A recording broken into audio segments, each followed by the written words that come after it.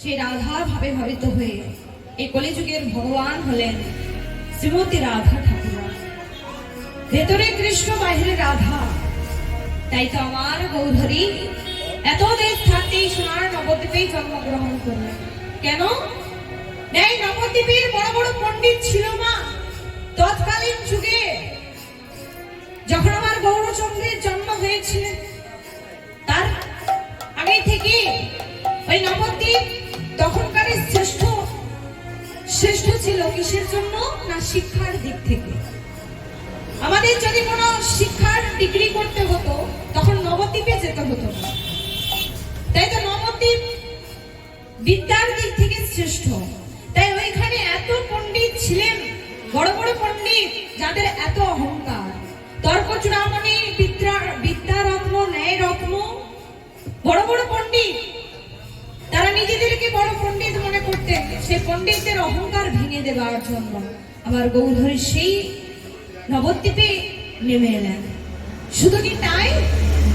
না না, যখন আমাদের বৈষ্ণব ধর্ম রসাতলে চলে যায় তখন সেই ধর্মকে রক্ষা করার জন্য তিনি ভগবান গীতাতে বললেন, যদা যদা হি ধর্মস্য গ্লানির্ভবতি ভারত অভ্যুত্থানম অধর্মস্য তদাত্মানম সৃজাম্যহম পরিত্রাণায় সাধুনাং বিনাশায় চ দুষ্কৃতম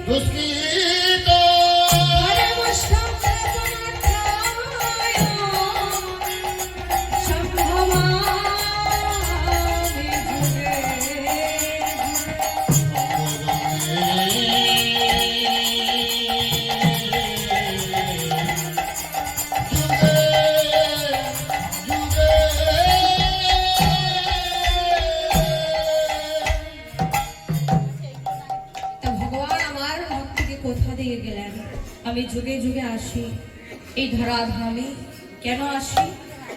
কারণ আমি যে ভক্তকে কথা দিয়ে গেছি, ভক্তের যখন হয় অপমান মানব রূপে আসুন ভগবান, তবে তাদের রক্ষা করবার জন্য ভগবানের চরণে যারা আত্মসমর্পণ করেছেন, যোগী ঋষি মুনি, সেই সাধুরের যদি হয় অপমান মানব রূপে আসুন ভগবান।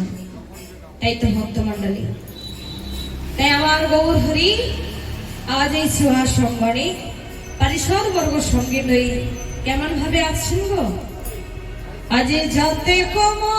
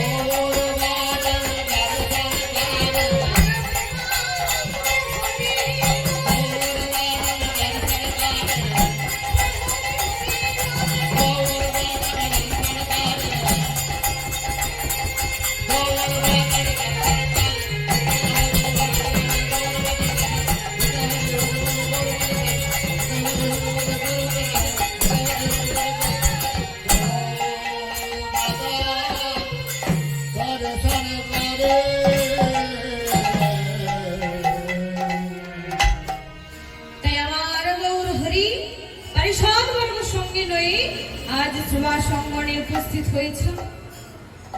শ্রীবাস প্রভুকে বসিতে আসন দেওয়ার জন্য ভোগশালাটিকে সুন্দর করে নির্মাণ করছে।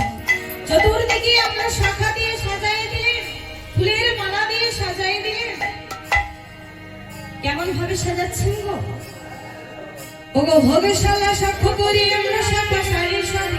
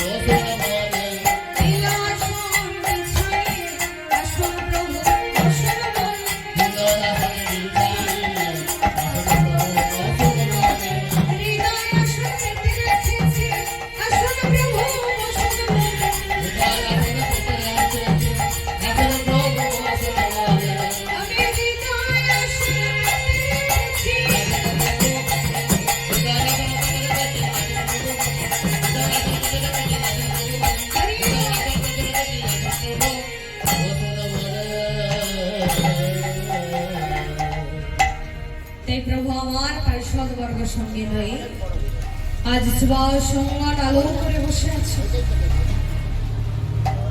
এই শিবাস সঙ্গনে যেন কোটি কোটি চন্দ্রের উদয় হয়েছে মা। এই শিবাস সঙ্গনে যেন আলোকিত হয়েছে এই অঙ্গ। কেন না আমার গৌরী এমন সবাই শিবাস আনন্দের শিবানী শিবাসী। এই শিবাস পণ্ডিত বললেন আমি ধন্য, আমি ধন্য, যার ঘরে শ্রী চৈতন্য আমি ধন্য। তাই আনন্দে শিবাস প্রভুর চরণ দুটি ধৌত করবেন বলে শীতল বাড়ি নিয়ে এসেছেন। দাও প্রভু ওই রাঙা চরণ আমার বক্ষ মাঝে দাও। আমি ওই চরণ দুটোকেই বক্ষ মাঝে জড়িয়ে ধরে আমার এই নয়ন বাড়ি দিয়ে আমি ধৌত করে এক পাশে ওই শীতল বাড়ি রেখে প্রভুর চরণ দুটোকে বক্ষ মাঝে জড়িয়ে ধরে